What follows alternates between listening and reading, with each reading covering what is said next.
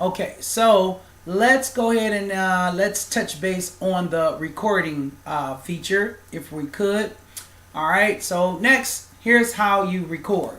All right, so we'll push the back button here, and it's very easy to record. This is where you access your recordings at. So we'll go ahead and put something in the recording. So we'll go once again to click the live TV. Very simple to do. We'll go back down to, we'll just find some, of course you see I'm a sports fan, so I love sports. Let's go to ESPN Networks. Let's go over here and check this out right quick. All right, so once again, this is the ESPN main channel. They give you a lot of different ones with different quality speeds that you'll be able to have access to depending on the speed of your internet connection.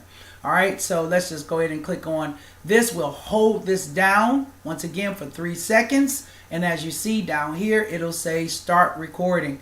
Once you click start recording, this here will start recording, and you'll have to name it if you want. There it is. How long would you like it to last? I'll just say for 1 minute.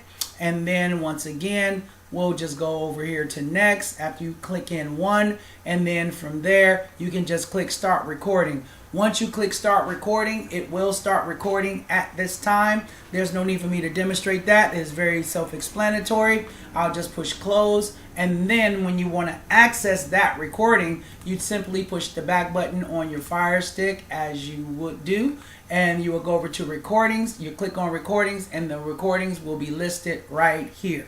So it's very, once again, self-explanatory, very easy to do.